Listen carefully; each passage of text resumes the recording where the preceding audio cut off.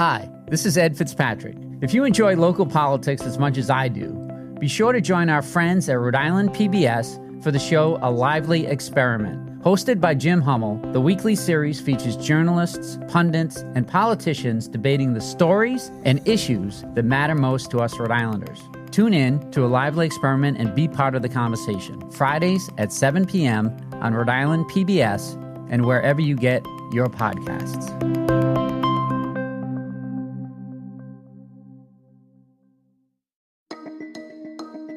From the Boston Globe, this is Rhode Island Report.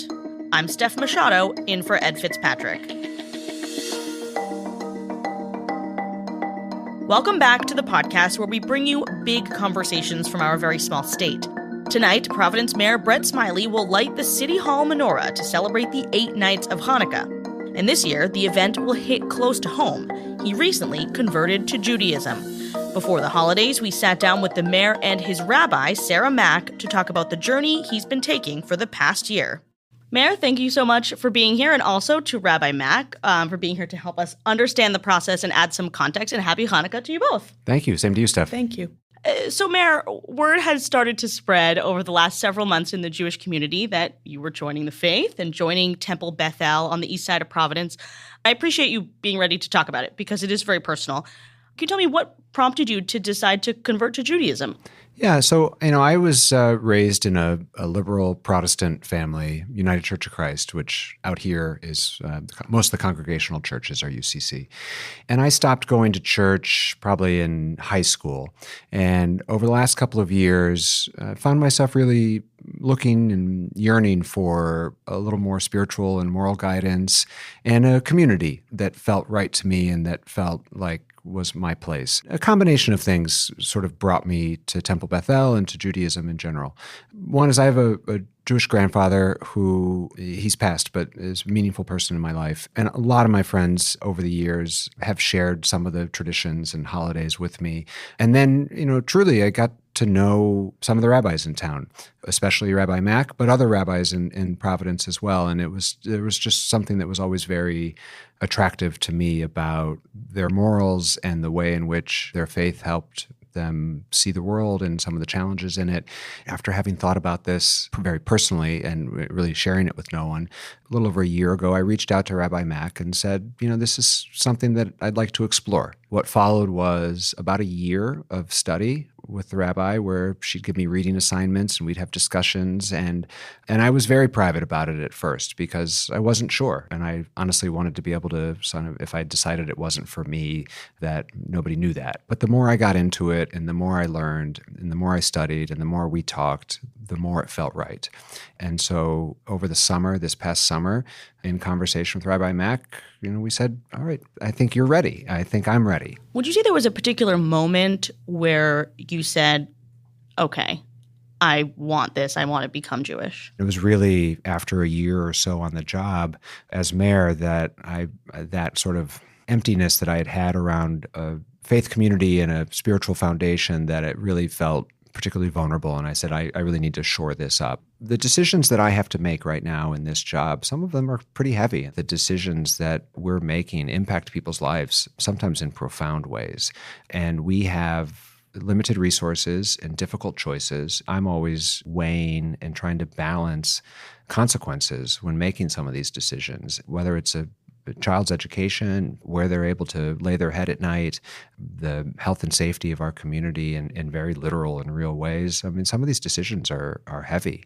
And so having a stronger foundation and a community where I can lean into a little bit more a sense of what's right, what's just, and how to do better and be better was something that I was craving. When you were growing up, did you celebrate Jewish holidays with your grandfather? No, we celebrated Christmas and Easter and then just Christmas. And it was very much of a non-denominational Christmas. It was more Santa Claus than anything else. And honestly, in a week from now, I'm going to fly home to Chicago and still have Christmas with my mom. And there are many, many happy traditions that I expect to continue in my future, like really great memories. But it was much more about family and the traditions that many families have. And we hadn't been to church in a long time. And what does your mom think about your conversion? I mean, my mother, she's just the best. When I told her, she said, I think it's lovely, and I'm happy for you. And this was in the afternoon. She was visiting Rhode Island at the time. And then the next morning, I saw her and I said, oh, hey, Mom, good morning. She said, I didn't sleep at all last night. And I said, well, why not? She said, well, I was up all night thinking about what you told me. It was just something new I had to sort of process. But, the more I've thought about it, the happier I am for you. And if this can give you some peace and comfort and you feel like you've found a community that you're happy in, I'm thrilled for you. It was the most lovely response that I could have hoped for. But honestly, it's what I have come to expect from my mother. So it was great. And Rabbi Mack, can you explain what is the process to convert to Judaism? Because my understanding is it's not quick and easy. It takes a lot of study. What does that entail? It is not quick and easy. It does require a lengthy period of study and reflection. And I will say that every conversion journey is different. It's a very personal process. Some take a year, as the mayor has said, and others I have take 2-3 years, decades. It really does vary. I would say that the important pieces of conversion are study of Judaism. There's the awareness that it's the beginning of what we hope is a lifetime of study and learning. Another really important piece is community. To be Jewish is to do it together. Then also building one's Jewish home to figure out what does one's home observance look like. Finally, there's generally a period of meeting with a rabbi to process what one's learned, to really reflect. And it is an enormous life transition, and we treat it like a life cycle event and are happy to really walk with folks who are making that journey and process things that might come down the road. And this might be an old wives' tale, but I've always heard that you have to get rejected 3 times or by the rabbi before you can convert to show your seriousness. Did you reject the mayor when he first asked you? It is not an old wives' tale. That is, in fact, the tradition. We do it a little bit differently. The way that I work with my conversion students is really to let them drive. I will never chase after someone. I will invite people to be the authors of their Jewish destiny. And in that way, all of the energy propelling the journey really is coming from the person who's choosing to be Jewish. And that's my interpretation. If you ask another rabbi, you might have a different interpretation. And how does it end? There's a ceremony, and then after that, you are a Jew. Can you explain that? I invite our conversion students to sort of write a reflective essay about their journey. And it's as much for them as it is for us. And then I share that with the Beit Din. Beit Din is effectively a legal court of 3 rabbis. Those on the Beit Din will read that essay and may have some questions. And generally, they're warm, supportive questions. After that point, the conversion student would go to what we call the mikveh, which is a ritual bath. There's an immersion ritual with blessings. A person immerses 3 times. And after that point, after the 3rd immersion, comes out of the mikveh waters as a Jewish person. And you did that when exactly? In August. How did it feel, afterwards? It was a really meaningful moment. The rabbis who are part of the Beit Din are people that I have a relationship with, so it was really special to me that I got to be there with them. I knew them all in advance. And then my husband joined us. My husband did not convert and doesn't plan to, but was there in support of me. And as the rabbi says, this is a meaningful event in my life, and it would be hard to conceive of having had that moment without him. He was there for it, and then that night, some friends who were kind of along for the ride and knew well about the journey, close friends, we all had dinner together, and it was a bit of a celebration, and it was really quite lovely. And what are you and your husband Jim planning to do for Hannukah? We will come back from my mother's house the morning of the 26th, which will actually be the second night of Hannukah. I'm excited that the city will have its Hannukah Spectacular on the 26th. And so we'll light the menorah at City Hall. We'll have a celebration in City Hall. And I've got a menorah in the mayor's office, which is both personally important and perhaps a little symbol of hope and belonging to all the Jews in Providence. And you're not the first Jewish mayor. No. That honor goes to David Cicilline. Yeah, he keeps stealing all the first. First gay mayor, first Jewish mayor. Right. Your old hat. Yeah, that's right. Did you ask for his advice at all when going through this process? So I'm not sure I sought his advice, although I told him about it, and he was thrilled. And if anyone knows David personally, he's a very funny person, and so he had a few irreverent comments, but but has been a good friend along the way. away. No. I would take it away if I did. Yeah. Has he sort of been supportive throughout? How has he been involved? He has. And, we were at Temple together because he's also a member at Beth-El for the High Holy Days. And I sat next to him then a few times during services and try to keep him from talking too much during the services. I'm a little bit more of a rule follower. You're like, I'm trying to pay attention. That's I'm right. new here. Exactly. Right. I'm still finding the page numbers, help a guy out. So. And so, you mentioned all of this study that's involved. You're the mayor of the capital city. How did you have time for this? It's a good question. And I will confess that particularly during that year, this was my pleasure reading. There were no crime novels last year, and what free time I do have that might have been either reading for pleasure or watching television was spent with these assignments. But it didn't feel like a chore. It was legitimately interesting and meaningful to me. I mean, I don't want to oversell the thing. And Rabbi Mack knows there were a couple of reading assignments that I said I struggled with a little bit of this and a little bit of that. We'll have more with Mayor Brett Smiley and Rabbi Sarah Mack after a quick break.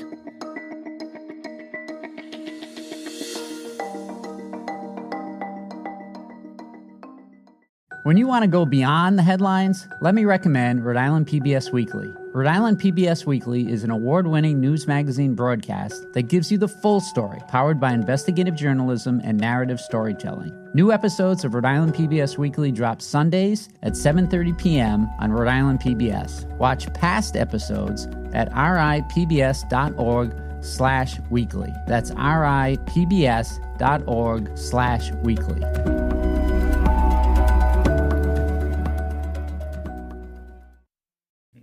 And, you mentioned that you were keeping it a little bit private for a while, but you were such a public person. You're a public figure.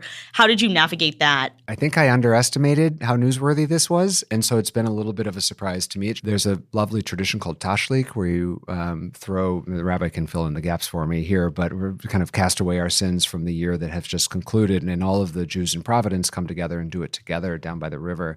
It was my first time. I thought was a really beautiful tradition, and that's when it seemed like the rumor mill caught fire. And when everyone said, "What's the mayor doing here?" And because I've gone to events at Sure, various, you've always been supportive. Yeah, I've both at Temple and other religious institutions. It's part of the job, and those lines are really blurry for a public official. But this was the kind of thing that a regular politician doesn't just show up for, and I think that's when word really started to spread, if you will. And are you a member of a particular sect of Judaism now? Reform, conservative? So I'm a proud member of Temple Beth-El and a Reform Jew. And what does that mean, Rabbi Mack? Listen, for our listeners who don't know, I'm a Reform Jew, and I've joked that we're the ones who eat bacon. I don't know if that's the appropriate joke, but what is a Reform Jew exactly? I might lean towards choice through knowledge as opposed to bacon eaters.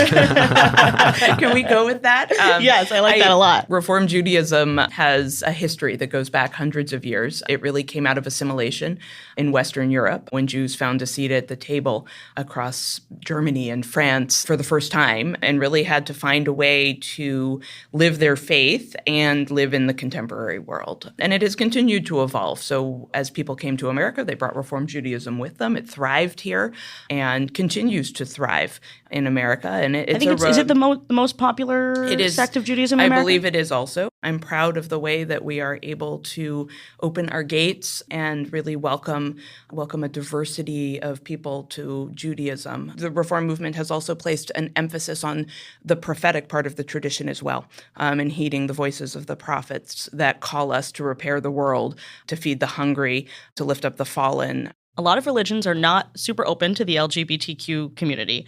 A lot of them don't even allow, same-sex weddings in their house of worship. What is the Jewish view on that?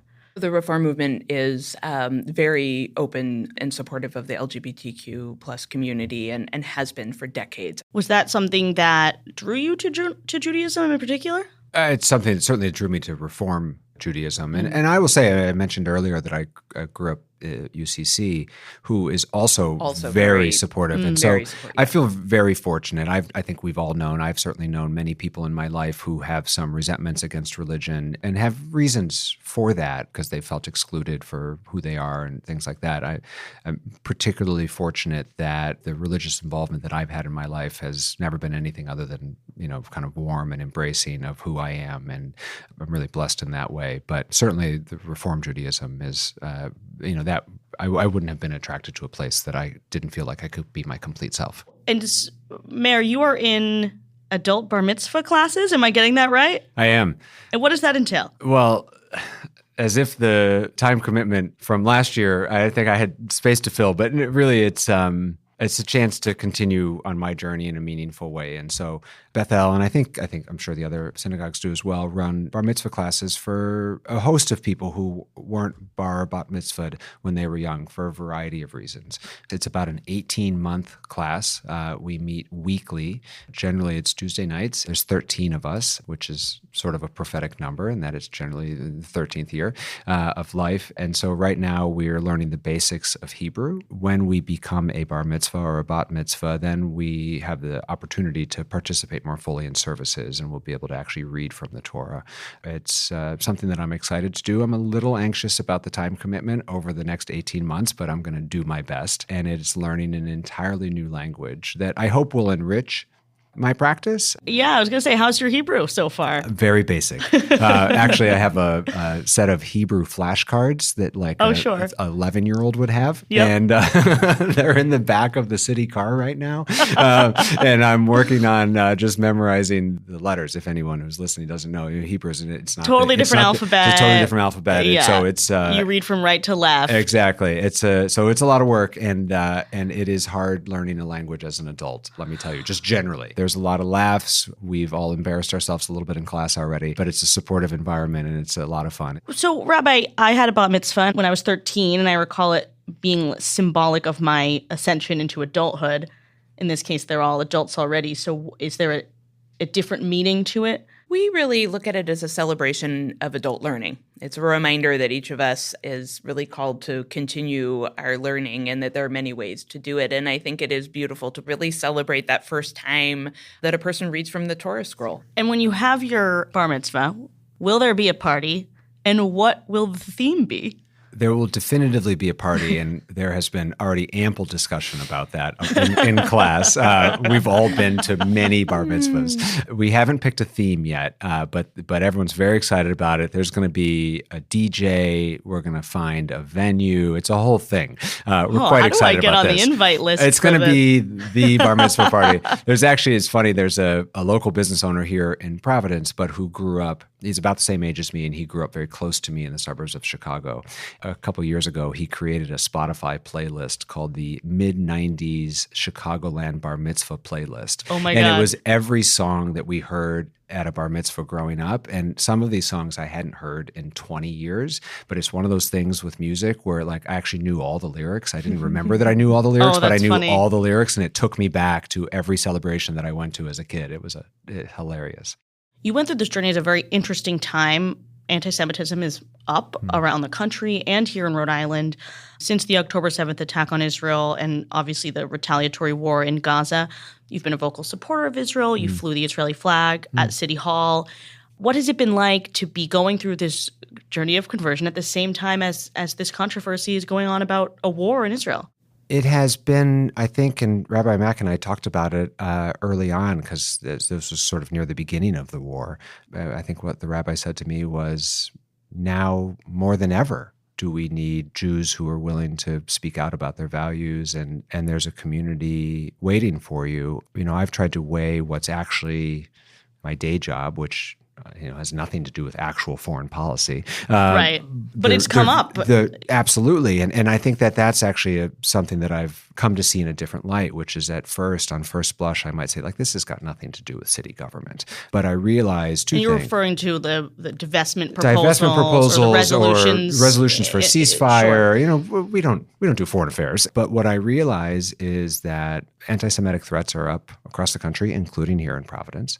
There's been flyers of neo-Nazis left on people's cars in our city and taped to signposts. Bomb threats or other threats are happening at our synagogues, including at Beth-El, including one day when we were meeting, a bomb threat came in. And so while the city government, the mayor, has nothing to do with foreign policy, the reality is that there are members of our community who are afraid, who are hurting, who are affected, and that is part of my job. That is part of our responsibility. And so I've taken a whole host of steps to try to make our community feel more safe and comfortable and loved and appreciated, and to try to speak out against extremism on all fronts, because I care as much about Islamophobia as I do anti-Semitism, and I don't want Providence to be a place where either are tolerated. Have you ever been to Israel, or do you plan on going? I have been to Israel, and it was a wonderful trip. This was several years ago. I was working for Governor Raimondo at the time, and I hope to return soon. It'll be perhaps a little bit of a different trip. It will. This time around. Yeah.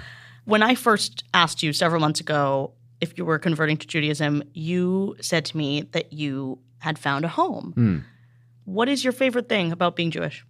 The sense of community. I've got a close group of personal friends and family, of course, but when you're mayor, like, everyone knows you and everyone feels like they got a piece of you. And the way in which I have found myself at home at Temple Beth-El, certainly everybody knows that I'm the mayor, but they don't treat me like the mayor. They treat me like a new member of Temple Beth-El, and it is wonderful. They've been, as the new person, make sure I know where I am in the book, and make sure that I consider coming to this or that event. And it just has felt like the most caring group of people who care about me as a member of their congregation and not as the mayor or as someone that they might need something from. It's been great. Mayor Smiley, thank you so much for sharing your personal journey with us. And thank you, Rabbi Mack, for being here as well. Happy Hannukah to you both. Steph. Thank you. And Happy New Year. Happy Hannukah to you too.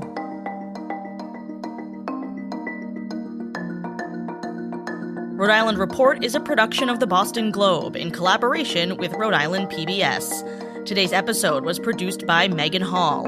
Audio mixing and mastering by Marissa Ewing of Hemlock Creek Productions. Our music is from APM. Be sure to follow us on Apple, Spotify, or wherever you listen. I'm Steph Machado. Happy New Year. Ed will be back next week.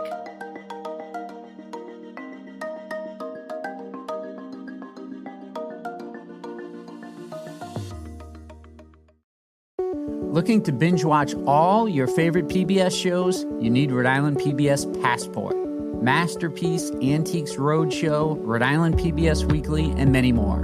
Watch them all, anytime, and from any streaming device. Learn more about this member benefit at ripbs.org/passport. That's ripbs.org/passport.